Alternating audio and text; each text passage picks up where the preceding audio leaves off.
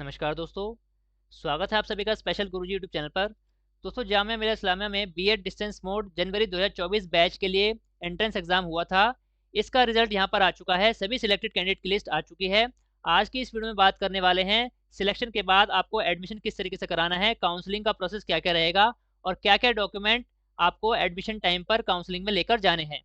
तो आपके सामने आपकी स्क्रीन पर नोटिस है। रिजल्ट थोड़ा सा लेट हो गया है, 30 मार्च 2024 की यहाँ पर डेट डली है इस रिजल्ट पर।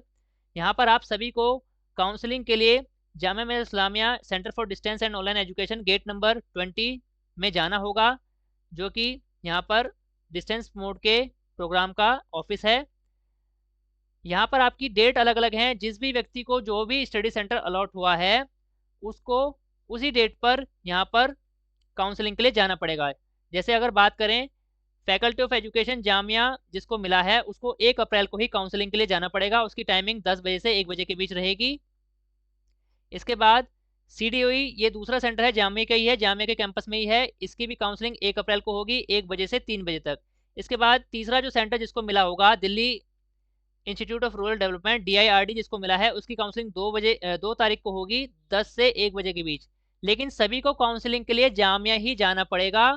ये जो डेट यहाँ पर लिखी है आपके स्टडी सेंटर के सामने, ये डेट लिखी है कि अगर आपको मान लीजिए आपको पॉइंट नंबर सीरियल नंबर 6 वाला स्टडी सेंटर मिला है जो कि भगवान परशुराम कॉलेज ऑफ एजुकेशन है, तो आपकी काउंसलिंग 3 तारीख को होगी 10 से 1 बजे और gate number 20 CDOE Jamia office आपको जाना पड़ेगा। इस तरीके से जितने भी कैंडिडेट को यहाँ पर जो भी स्टडी सेंटर मिला है उसको स्टडी सेंटर के सामने जो डेट लिखी है उसी डेट पर गेट नंबर 20 जामिया में जाना पड़ेगा और टाइमिंग भी यहाँ पर लिखी है।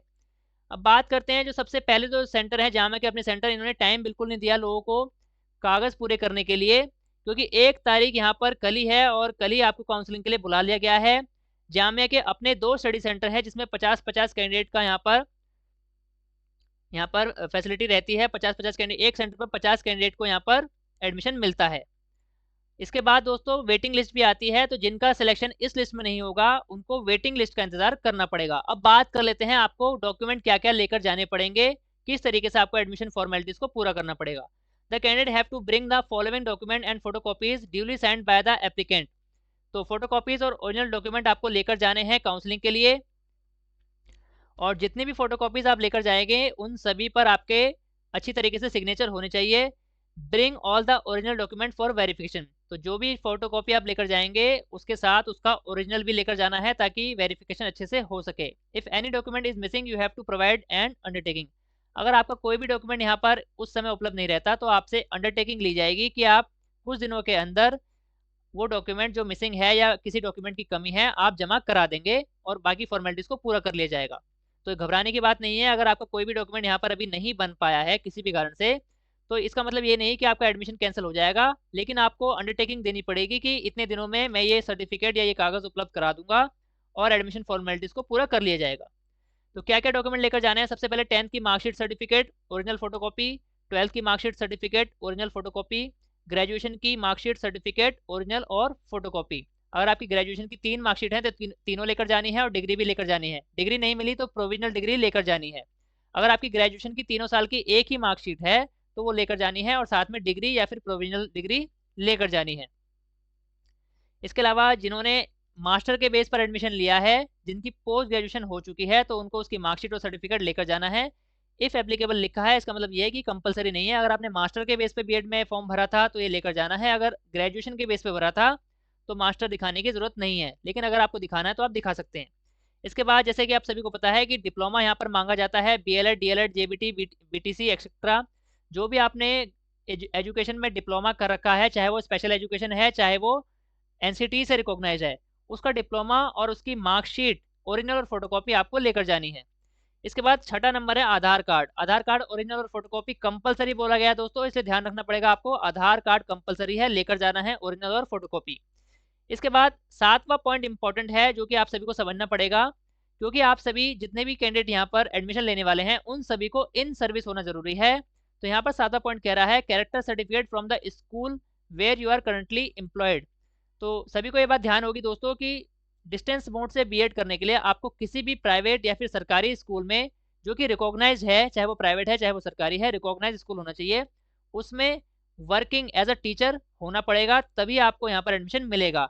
तो आप अभी जिस भी प्राइवेट या सरकारी स्कूल में काम कर रहे हैं, वहाँ से आपको प्रिंसिपल के या स्कूल के लेटर हेड पर अपना कैरेक्टर सर्टिफिकेट बनवाना पड़ेगा कि आप उस स्कूल में कब से काम कर रहे हैं, आपकी क्या पोस्ट है, रेगुलर हैं या फिर कॉन्ट्रैक्ट पर हैं, और आपका जो कैरेक्टर है वो सही है। इस तरीके से लैंग्वेज में आपको ये मैटर लिखवाकर प्रिंसिपल की मोहर के साथ लेटर हेड पर ओरिजिनल फॉर्म में जामिया में जमा करना पड़ेगा।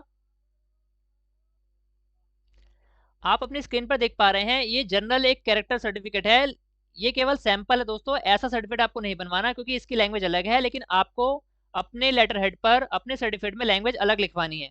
आपको उसमें लिखवाना है कि सर्टिफाइड दैट, आपका नाम आएगा, आपके फादर या हस्बैंड का नाम आएगा अगर फीमेल का केस है, और यहाँ पर लिखवाना पड़ेगा कि आप इस स्कूल में इस पोस्ट पर इतने तारीख से काम कर रहे हैं।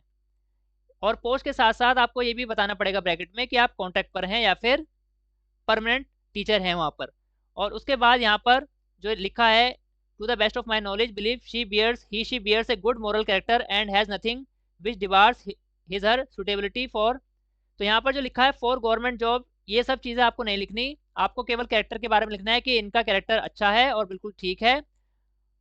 और ये जो लास्ट में लाइन लिखी है, I wish him her all the success in her life, ये लाइन लिखवा लेनी है, और नीचे प्रिंसिपल के सिग्नेचर डेट के साथ और स्कूल की मोहर। तो इस तरीके से आपको यहाँ पर कैरेक्टर सर्टिफिकेट अपने स्कूल से बनवाना होगा। अगली जो चीज़ है, Jamia online registration form print out. आपने जो जामिया का फॉर्म भरा था ऑनलाइन फॉर्म, उसका प्रिंट आउट आपको लेकर जाना पड़ेगा। आपका अगर प्रिंट आउट हो गया है, दोबारा से जामिया की वेबसाइट पर जाकर लॉगिन करने के बाद दोबारा से अपना रजिस्ट्रेशन फॉर्म को आप प्रिंट कर सकते हैं।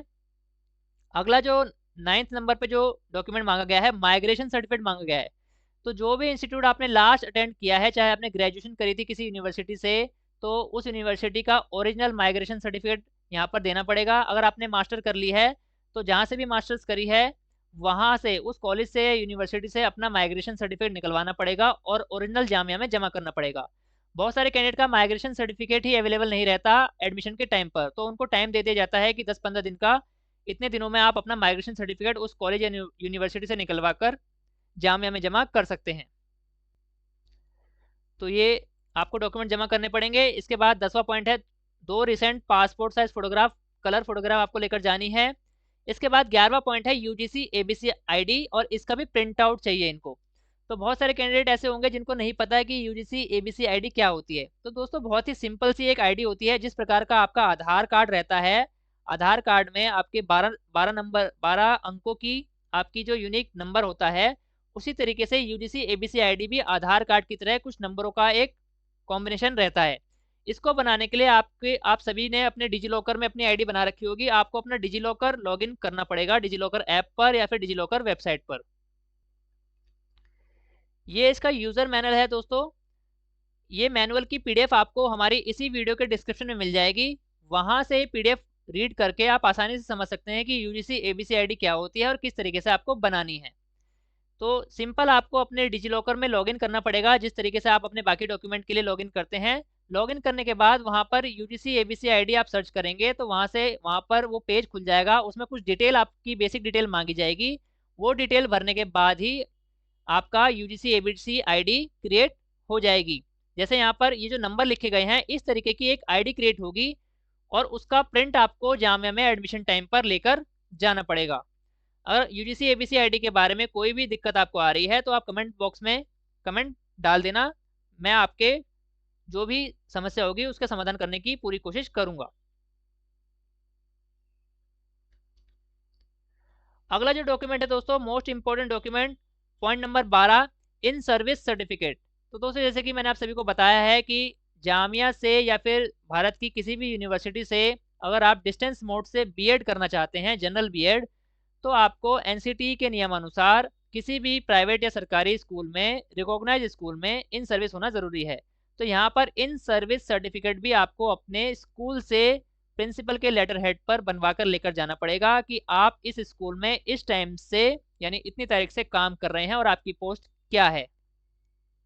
तो ये भी आपको, जैसा कि मैंने आपको बताया, यहाँ पर कैरेक्टर सर्टिफिकेट भी आपको स्कूल से बनवाना है और इन सर्विस सर्टिफिकेट भी आपको स्कूल से बनवाना है।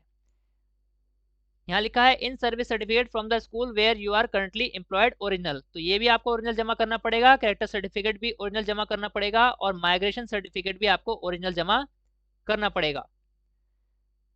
तो ये सारे डॉक्यूमेंट आपको लेकर जाने पड़ेंगे। इसके साथ साथ दोस्तों वहाँ पर आपकी जो फीस है जामिया में, फर्स्ट ईयर की फीस भी आपको जमा करनी पड़ेगी, जिसके लिए आपको अपना डेबिट या क्रेडिट कार्ड लेकर जाना पड़ेगा, क्योंकि ऑनलाइन मोड में फीस जमा होती है। और जब आप एडमिशन के लिए जाएंगे तो अपने डेबिट या क्रेडिट कार्ड की लिमिट चेक कर लेना दोस्तों। अगर आपकी लिमिट कम रहेगी तो वहाँ ट्रांजेक्शन नहीं हो पाएगी, जिस कारण से आपका एडमिशन प्रोसेस डिले हो जाएगा। 20,000 रुपये 1 साल की फीस है जामिया मिलिया इस्लामिया से बीएड करने के लिए आज की डेट में। तो अपने डेबिट कार्ड की लिमिट अच्छे से सेट करके जाना, 20,000 रुपये से ज़्यादा की लिमिट रख के जाना, ताकि वहाँ पर जब आप ट्रांजेक्शन करें तो आसानी से ट्रांजेक्शन हो जाए और आपका एडमिशन प्रोसेस अच्छे से हो जाए। तो इन सभी बातों का आपको ध्यान रखना पड़ेगा। अब दोस्तों बात करते हैं आपकी कट ऑफ की। दोस्तों यहाँ पर जो कट ऑफ है, अलग अलग सेंटर की अलग अलग कट ऑफ लगाई गई है और ये लिस्ट 1 है। तो जिन भी कैंडिडेट को जो भी यहाँ पर सेंटर मिला है उनके रोल नंबर लिखे गए हैं, एप्लीकेशन आईडी लिखी गई है और प्रेफरेंस जो उन्होंने मांगी थी वो यहाँ पर लिखी गई है।